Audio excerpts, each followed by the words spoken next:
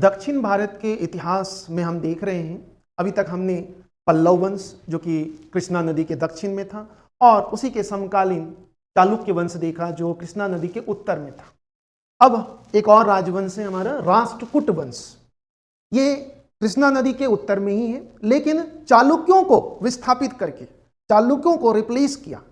चालुक्यों के ही सामंत थे, और जब चालुक्य कमजोर हुआ तो इन्हीं के सामंत दंती दुर्ग ने, हमने देखा लास्ट क्लास में कि किस प्रकार कीर्तिवर्मन द्वितीय को परास्त किया और खुद राष्ट्रकूट वंश के संस्थापक बने। तो राष्ट्रकूट वंश, देखो राष्ट्रकूट वंश का जो राजनीतिक इतिहास तो है ही, इनका जो प्रमुख योगदान है वो है हमारा एलोरा की प्रसिद्ध गुफा मंदिर। एलोरा में हम जानते हैं बहुत सारे गुफा मंदिर हैं, कुल 34 गुफाएं, और अधिकतर गुफा मंदिरों का निर्माण इन्हीं के शासनकाल में, अर्थात 8वीं से लेकर 10वीं सदी तक अधिकतर गुफाओं का निर्माण इसी काल में हुआ है। एलोरा, देखो ध्यान रखना, अजंता की गुफाएं और एलोरा केव्स दोनों अलग है, भले ही दोनों एक ही जिला में, दोनों ही महाराष्ट्र के औरंगाबाद जिला, जिसे आज छत्रपति संभाजी जिला कहते हैं, तो दोनों एक ही जगह है, बस दोनों के बीच कुछ डिस्टेंस है, 50-60 किलोमीटर की दूरियां हैं। तो इनका जो मुख्य योगदान है वो है एलोरा की गुफा, जिसमें बहुत सारे एकास्म मोनोलिथिक आर्किटेक्चर हमें देखने को मिलता है। दूसरा है एलिफेंटा की गुफा जो बॉम्बे के पास है, वहां से भी 7 गुफाएं मिली, जहाँ वहां भी बहुत सारे आकृतियां देखने को मिलता है, स्थापत्य। और दूसरा जो इनका योगदान है वो है कन्नड़ साहित्य के विकास। इन्हीं के शासनकाल में कन्नड़ साहित्य, जो आज कर्नाटका का मुख्य भाषा है, वो इन्हीं के शासनकाल में सबसे ज्यादा शुरुआत भी हुआ और विकसित भी हुआ। और राष्ट्रकूट दक्षिण भारत का पहला शासक था जिसने उत्तर भारत की राजनीति में पार्टिसिपेट किया था। हमने देखा त्रिपक्षीय संघर्ष, तो इसी के संदर्भ में हम लोग आज राष्ट्रकूट वंश के बारे में देखेंगे। तो देखो राष्ट्रकूटों के बारे में हमें जो जानकारी मिलती है, इनका एक अभिलेख है, संजन ताम्रपत्र बोलते हैं इसको, संजन अभिलेख बोले या ताम्रपत्र, जो इसी वंश के एक शासक है, अमुक वर्ष, इसी का अमुक वर्ष नहीं ये लिखवा है। इस अभिलेख से हमें पता चलता है कि ये राष्ट्रकूट जो है ये अपने आप को क्या कहते हैं, यदुवंशी, ये अपने आप को यदुवंशी कहते हैं। लेकिन इतिहासकारों में इनकी उत्पत्ति को लेकर, इनका मूल ये कौन थे, इसको लेकर काफी डिबेट्स भी हैं। जैसे कि कुछ इतिहासकार कहते हैं कि ये तो मराठों के पूर्वज हैं राष्ट्रकूट। जैसे अशोक के एक अभिलेख में राठिक शब्द का अभिलेख में नाम मिलता है, राठिक का, अशोक के अभिलेख में। इसके अलावा सातवाहन के एक अभिलेख है, नाना घाट अभिलेख, नाना घाट सातवाहनों के, इस अभिलेख में एक महारठी शब्द का इस्तेमाल हुआ है, महारठी। तो इन्हीं से वो कहते हैं कि जो मराठा के ही पूर्वज हैं ये राष्ट्रकूट, ये रठिक और माराठिक के ही वंशज हैं राष्ट्रकूट, और राष्ट्रकूटों के ही वंशज हैं मराठा, ऐसा कहते हैं। ठीक, तो इस तरह की बातें हैं राष्ट्रकूटों को लेकर। मुख्यतः देखेंगे राष्ट्रकूट जो कहते हैं वो अपने आप को यदुवंशी कहते हैं। इस वंश के संस्थापक हमने देखा पिछले क्लास में, चालुक्यों के संदर्भ में देखा था कि चालुक्यों का ही एक सामंत था दंती दुर्ग, दंती दुर्ग, जिसने चालुक्य शासक कीर्तिवर्मन द्वितीय को परास्त कर कौन को अपने कब्जे में लिया। दंती दुर्ग ये चालुक्यों के सामंत थे। ठीक, तो दंती दुर्ग इस वंश के संस्थापक है, दंती दुर्ग संस्थापक। इनकी जो आरंभिक राजधानी है, इनका जो राजधानी है वो है लट्टलूर, लट्टलूर, लट्टलूर इनकी आरंभिक राजधानी, लट्टलूर। ठीक है, तो राष्ट्रकूट वंश, राष्ट्रकूट मुख्य रूप से महाराष्ट्र का क्षेत्र और कर्नाटक वाले क्षेत्र में इन्होंने शासन किया। ठीक है, तो इस वंश का पहला शासक संस्थापक दंती दुर्ग, जिसने चालुक्य शासक कीर्तिवर्मन को रिप्लेस किया, विस्थापित किया, खुद स्थापित। ठीक, इस वंश का जो प्रथम शक्तिशाली राजा है वो है दंती दुर्ग के ही चाचा हैं कृष्ण प्रथम, कृष्ण प्रथम, ये दंती दुर्ग के चाचा है। देखो दंती दुर्ग ने ये शासन स्थापित किया। दंती दुर्ग का शासनकाल लगभग 743 to 756 के आसपास का है। देखो मैंने पहले से कह रहा हूँ, शुरू से ही कह रहा हूँ कि ये ईयर जो इनका टेन्योर लिखता हूँ, इसका मतलब ये नहीं कि आप लोग भी टेन्योर रटो। टेन्योर लिखने का मतलब है आपको पता होना चाहिए किस काल के संदर्भ में हम देख रहे हैं ये इतिहास, है ना, किस। तो दंती दुर्ग संस्था, दंती दुर्ग के बाद अगला शासक वो है कृष्ण प्रथम। ये दंती दुर्ग का चाचा था कृष्ण प्रथम। इसी ने लगभग ये समय है, समय में मैं भी आगे पीछे हो सकता हूं, लेकिन ध्यान रखना लगभग यही समय, कृष्ण प्रथम, दंती दुर्ग का चाचा कृष्ण प्रथम। इनका जो प्रमुख काम है मुख्य जो कार्य है इनका वो है एलोरा में एक बहुत ही प्रसिद्ध मंदिर बना है। ऐसे तो एलोरा में खूब सारे प्रसिद्ध मंदिर हैं और सारे के सारे मंदिर एकास में है, मोनोलिथिक, बहुत ही उत्कृष्ट कलाकारी। ये प्राचीन इंजीनियरिंग का एक बेहतर नमूना है। इसको यूनेस्को ने वर्ल्ड हेरिटेज डिक्लेयर कर रखा है एलोरा की गुफाओं को 1984 में। तो एलोरा में कुल 34 गुफाएं हैं, ठीक है। इसमें से जो गुफा नंबर 16 है ना, गुफा नंबर 16, इसमें इसने कृष्ण प्रथम ने ही एक प्रसिद्ध मंदिर बनाया था शिव जी का, कैलाश टेम्पल, कैलाश मंदिर। ठीक, तो एलोरा में कैलाश मंदिर बहुत ही उत्कृष्ट कारीगरी है, वो हम देखेंगे अभी मैं आपको फोटो के साथ बताऊंगा। गुफा संख्या 16 में ये एलोरा का कैलाश मंदिर है ना। एलोरा केव नंबर 16, जैसे एलोरा में 34 केव्स हैं, ऐसे विभिन्न धर्मों के, हिंदू धर्म के, जैन धर्म के, बौद्ध धर्म के बहुत सारे मंदिर हैं। तो कृष्ण प्रथम ने यह मंदिर बनवाया है, ठीक है। कृष्ण प्रथम की उपाधि थी शुभ तुंग, इन्होंने उपाधि धारण किया था, शुभ तुंग। कृष्ण प्रथम के बाद अगला शासक था ध्रुव, अगला शासक है ध्रुव। कृष्ण प्रथम, नेक्स्ट शासक ध्रुव। इसे धारावर्ष भी कहते हैं ना, धारावर्ष की उपाधि इसने ग्रहण किया था, ध्रुव धारावर्ष के बारे में हमने पढ़ा था त्रिपक्षीय संघर्ष के संदर्भ। दक्षिण भारत का पहला शासक था, पहला राजवंश और पहला शासक जिसने उत्तर भारत की राजनीति में हस्तक्षेप किया था, पार्टिसिपेट किया था, इंटरफेयर किया था, वो था ध्रुव धारावर्ष। इसी ने त्रिपक्षीय संघर्ष अर्थात कन्नौज पर आधिपत्य स्थापित करने के लिए जो संघर्ष शुरू हुआ था, पश्चिम से आया था प्रतिहार और पूरब साइड से आया था पाल। प्रतिहार वत्सराज, पूरब में पाल शासक धर्मपाल, दोनों के बीच युद्ध हुआ जिसमें वत्सराज ने धर्मपाल को परास्त किया था। फिर उसी वत्सराज को ध्रुव ने परास्त कर दिया, ठीक। तो ध्रुव दक्षिण भारत का पहला शासक जिसने कन्नौज पर आधिपत्य स्थापित करने के लिए त्रिपक्षीय संघर्ष में भाग लिया था। फिर बाद में ध्रुव भी परास्त हो गया था। ध्रुव के बाद ध्रुव को परास्त किया था किसने, तो हमने बताया था आपको, नागभट्ट, प्रतिहार शासक नागभट्ट द्वितीय ने बाद में ध्रुव को परास्त कर दक्षिण की तरफ खदेड़ दिया था। ध्रुव के बाद अगला शासक गोविंद तृतीय, ये भी बहुत ही शक्तिशाली शासक गोविंद तृतीय। इसकी भी जो उपाधि है वो देखेंगे,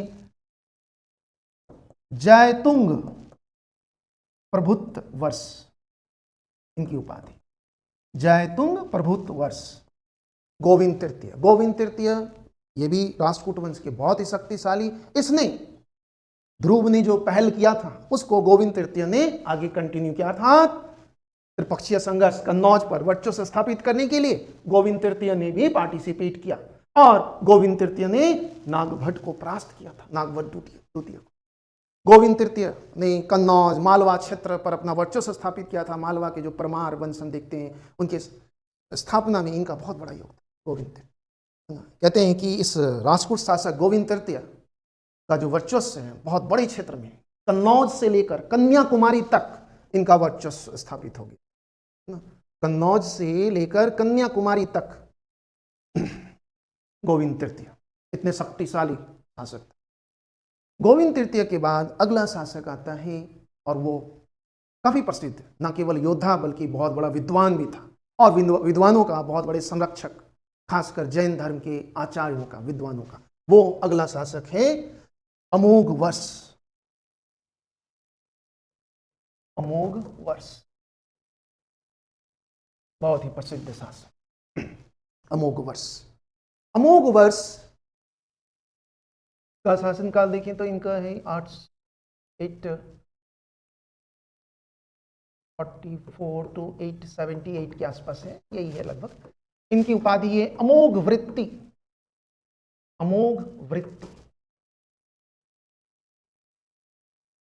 अमोघवर्ष। और नृपतुंग भी इनकी उपाधि है, नृपतुंग। अमोघ वृत्ति नाम से पुस्तक भी लिखा गया, इनकी जीवनी भी है अमोघ वृत्ति। अमोघ वर्ष बहुत ही शक्तिशाली शासक। अमोघ वर्ष ये भी बहुत बड़े योद्धा थे, इसने भी त्रिपक्षीय संघर्ष में भाग लिया, लेकिन वो इतने ज़्यादा रुचि नहीं लिया क्योंकि दक्षिण में ही इनको काफ़ी सामंतों का विरोध का सामना करना पड़ा, सामंतों को नियंत्रण में करने के लिए काफ़ी समय। लेकिन इनके शासनकाल में जो कला साहित्य का विकास हुआ बहुत ही अद्भुत था। इन्हीं के शासनकाल में हम देखते हैं कन्नड़ भाषा का विकास हुआ। मतलब प्राचीन भारत में देखेंगे तो प्राचीन काल में कन्नड़ के विकास में जो सबसे ज़्यादा योगदान दिया है वो है अमोघ वर्ष।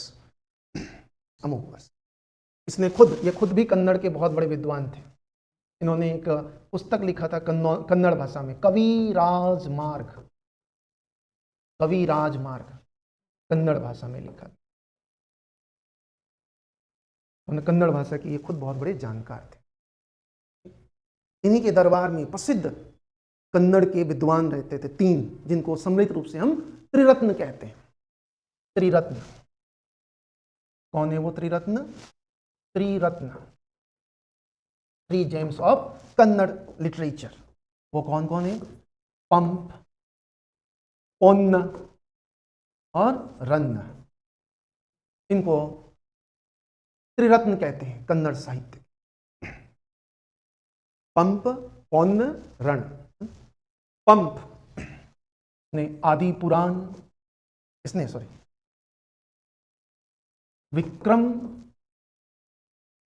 विक्रमो अर्जुन विजय की रचना की।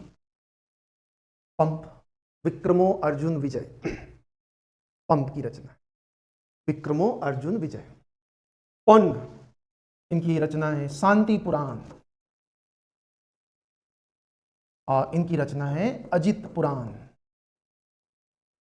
साथ में एक और रचना है इनकी गदा युद्ध। गदा युद्ध। देखो ये जितने पुराण आपको दिख रहे हैं, शांति पुराण, अजित पुराण, ये मुख्य रूप से जैन ग्रंथ हैं और तीर्थंकरों पर लिखा गया है। जैसे शांति पुराण ये 16वें तीर्थंकर जो थे जैन धर्म के, उन पर लिखा गया। ठीक है, तो पंप, पौन्न, रण ये कन्नड़ भाषा के त्रिरत्न। इन्हीं के दरबार में प्रसिद्ध जैन आचार्य रहते थे जिनसेन। जिनके प्रभाव में आकर कहते हैं कि अमोघ वर्ष ने जैन धर्म को अपनाया था।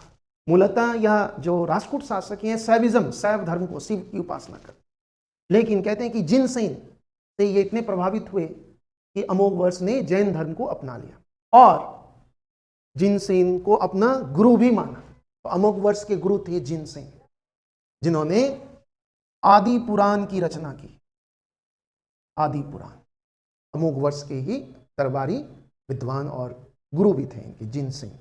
अगला जैन आचार्य थे, एक और जैन आचार्य हैं इनके दरबार में रहते थे, महावीराचार्य। महावीराचार्य इन्होंने भी एक प्रसिद्ध पुस्तक लिखा, गणित सार संग्रह। गणित सार संग्रह, ये भी अमोघ वर्ष के दरबारी विद्वान महावीराचार्य ने लिखा है। ठीक है, महावीराचार्य, जिनसेन ये दोनों जैन आचार्य थे। ठीक है, पंप, पौंड, रन्न ये कन्नड़ साहित्य के 3 जेम्स हैं। इन्होंने ही कन्नड़ भाषा में, कन्नड़ में चंपू शैली अर्थात गद्य और पद्य का मिश्रित रूप को इंट्रोड्यूस किया कन्नड़ साहित्य में और उसको बहुत ही विकसित किया कन्नड़ भाषा। अमोघ वर्ष की जीवनी, इसी के दरबारी विद्वान थे एक सक्टायन, जिसने अमोघ वृत्ति की रचना की। अमोघ वृत्ति की रचना, अमोघ वर्ष की जीवनी एक तरह से ये, और ये रचना किसने किया? सक्टायन। ठीक है, ध्यान रखना। तो अमोघ वर्ष के ये शासनकाल, अमोघ वर्ष बहुत ही विद्वान राजा था, बहुत बड़े शासक थे। अमोघ वर्ष के बारे में कहते हैं कि इन्होंने, ये प्रारंभ में शैव धर्म के अनुयायी थे, फिर बाद में जिनसेन के प्रभाव में आकर जैन धर्म को अपनाया और सभी धर्मों के संरक्षक थे, सभी धर्मों को समान रूप से संरक्षण। कहते हैं कि इनके शासनकाल में एक अकाल पड़ा था, सूखा पड़ा था, तो उस समय इन्होंने माँ दुर्गा की आराधना किया और माँ दुर्गा को प्रसन्न करने के लिए उन्होंने अपनी हाथ की उंगली, बहुत लोकप्रिय और बहुत ही दयालु शासक, इसीलिए अमोघ वर्ष को दक्षिण का अशोक भी कहते हैं। दक्षिण का अशोक, है ना। दक्षिण भारत का अशोक भी कहते हैं इसको, दक्षिण भारत का अशोक, क्योंकि ये भी अशोक के जैसे ही सभी धर्मों को समान रूप से। तो दक्षिण भारत का अशोक अमोघ वर्ष को कहा जाता है। तो अमोघ वर्ष के शासनकाल में, अमोघ वर्ष के शासनकाल में अरबी यात्री आया था। अरबी यात्री कौन था? वो सुलेमान। 850 ईस्वी के आसपास पहला अरबी यात्री भारत में आने वाला यही था, सुलेमान। इसने राष्ट्रकूट शासक अमोघ वर्ष की तुलना विश्व के 4 महान शासकों से किया। कहता है कि विश्व में 4 महान शासक हैं, वन ऑफ देम अमोघ वर्ष। तो तीसरा 3 कौन है? तो कहता है एक तो रोम के शासक, एक बगदाद के शासक, और एक है चीन के शासक, और चौथा ये भारत का शासक, राष्ट्रकूट शासक अमोघ वर्ष। सुलेमान इसकी तारीफ प्रशंसा, ये विश्व के 4 महान शासकों में से एक है। रोम के शासक, बगदाद के शासक और चीन के शासक के साथ तुलना कर। तो अमोघ वर्ष काफी शक्तिशाली। अमोघ वर्ष के बाद इसका एक उत्तराधिकारी हुआ, नेक्स्ट शासक था इंद्र तृतीय। इंद्र तृतीय ये राष्ट्रकूट वंश का पहला शासक था, या कहें यूं कह सकते दक्षिण भारत का पहला शासक था जिसने त्रिपक्षीय संघर्ष में भाग तो लिया। चल ही रहा था त्रिपक्षीय संघर्ष, जानते त्रिपक्षीय संघर्ष 200 साल चला था, तो इस समय भी चल रहा था। और अंततः इसने पहला दक्षिण का शासक जिसने कन्नौज पर अपना आधिपत्य स्थापित कर लिया, कन्नौज पर अधिकार स्थापित किया। राष्ट्रकूट वंश का पहला शासक जिसने कन्नौज पर अधिकार कर लिया। हालांकि यह अधिकार ज्यादा समय तक अर्थात स्थायी नहीं रहा, क्योंकि ये समय प्रतिहार शासक महिपाल ने बाद में इसको परास्त कर दिया और कन्नौज को इससे वापस छीन लिया था। तो इंद्र तृतीय कन्नौज शासक। इंद्र तृतीय के बाद आया नेक्स्ट कृष्ण तृतीय, अंतिम शक्तिशाली शासक, अंतिम शासक कह सकते हैं कृष्ण तृतीय, राष्ट्रकूट वंश का अंतिम शासक। इस समय त्रिपक्षीय संघर्ष तो कहीं रह गया था, कन्नौज खत्म। इस समय दक्षिण भारत में इनको संघर्ष करना पड़ रहा था, और दक्षिण भारत में किससे? तो इस समय पल्लवों को विस्थापित किया था किसने? चोलों ने। तो अब राष्ट्रकूटों को चोलों के साथ संघर्ष करना पड़ा, और इस समय कृष्ण तृतीय ने चोल शासकों के साथ युद्ध लड़ा। इसमें एक प्रसिद्ध युद्ध लड़ा था, कोप्पम का युद्ध। इस युद्ध में चोल शासकों को परास्त किया था, और परास्त करने के बाद इसने कांची, जिसको चोलों ने अपने वर्चस्व में अधिकार में कर लिया था पल्लवों को रिप्लेस करके, और चोलों की जो उनकी राजधानी थी तंजूर, इन दोनों पर अपना अधिकार स्थापित कर लिया था। और इसी उपलक्ष्य में इसने कांचियम तंजेयम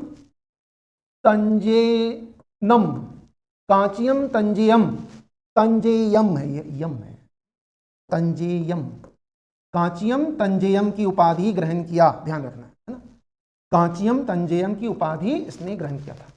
जैसे अभी तक हमने क्या देखा? कांची कोंडा, है ना, सॉरी ये पूरा कौंड है ना, कांचियम तंजेयम कौंड, कांचियम तंजेयम कौंड की उपाधि ग्रहण, कांचियम तंजेयम कौंड।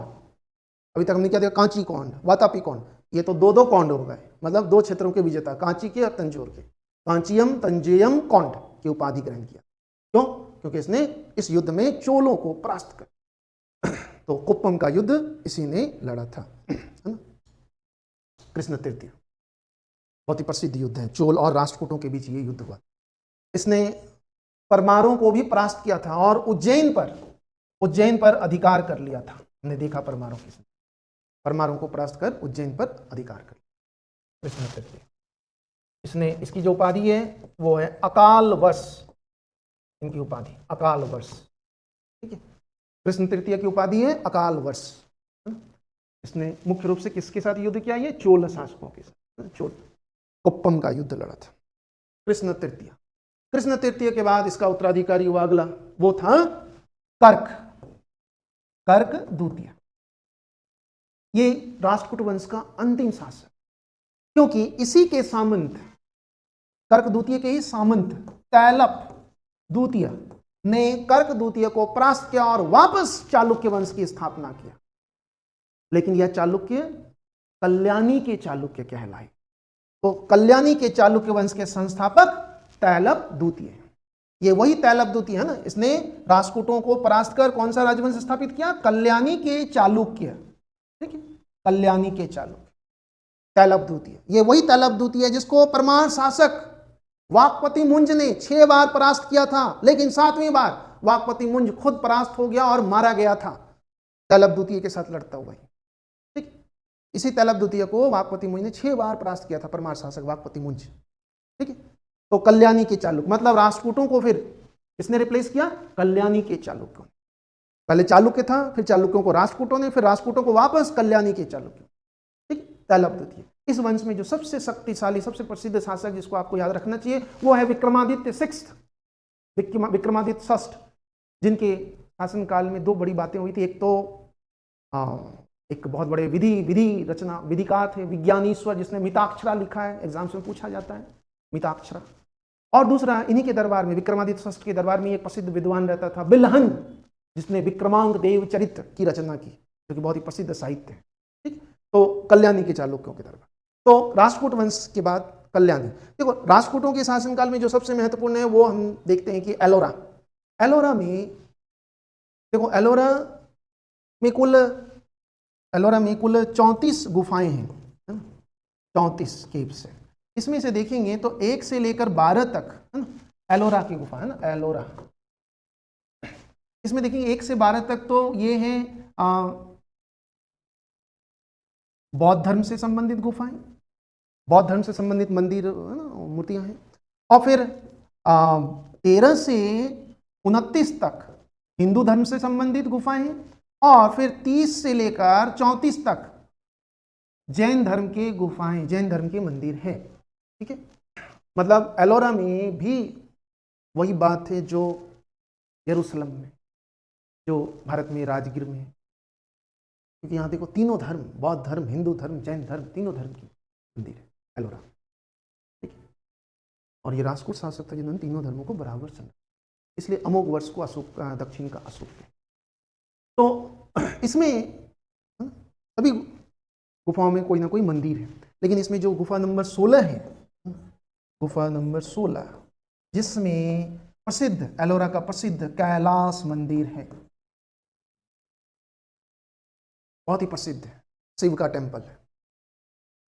इस मंदिर में, ये कैलाश मंदिर, इस मंदिर को आज के वर्तमान समय के भी बड़े इंजीनियर्स भी देखकर अचंभित रह जाते हैं कि इस मंदिर को बनाया कैसे होगा, कैसे वो छेनी और हथौड़े से ऊपर से काटता हुआ नीचे गया। जनरली मंदिर स्थापत्य जो भी बनता है वो नीचे से ऊपर बनता है, लेकिन ये एकमात्र ऐसा मंदिर है जो ऊपर से तराशा गया, नीचे तक गया है।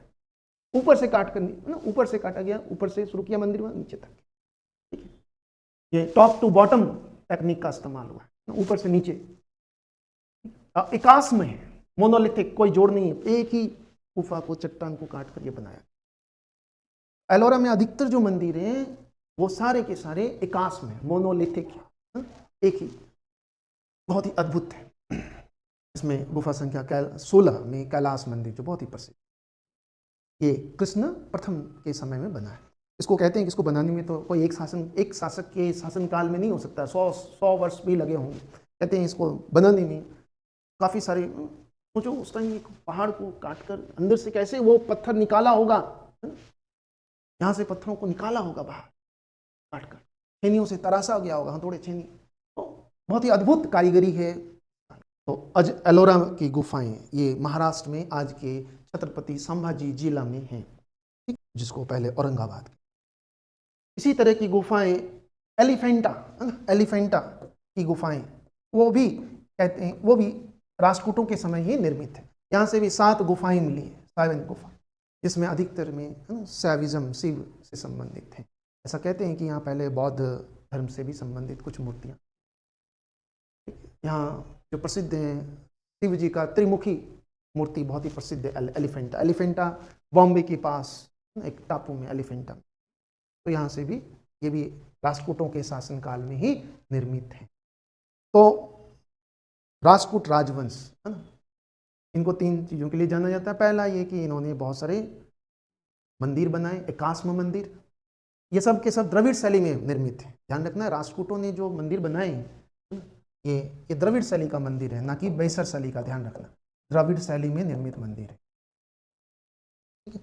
द्रविड़ शैली में। ये अजंता की गुफाएं नहीं, अजंता की गुफा अलग है। अजंता की गुफा कुल तो 29 है, और अजंता की गुफा जो प्रसिद्ध है वो चित्रकारी के लिए, भित्ति चित्र के लिए प्रसिद्ध है। और जो एलोरा की गुफाएं ये मंदिरों के लिए, मूर्तियों के लिए प्रसिद्ध। तो ये हो गया हमारा राष्ट्रकूट वंश। अगला नेक्स्ट हमारा टॉपिक होगा चोल साम्राज्य, जिसमें राजधिराज, राजेंद्र, और इनमें सबसे महत्वपूर्ण जो हम देखेंगे चोल जिससे संबंधित प्रश्न पूछा जाता है वो है उत्तर मेरूर शिलालेख से जानकारी मिलती। क्या स्थानीय स्वशासन, उसके बारे में हम लोग चोल शासन चोल को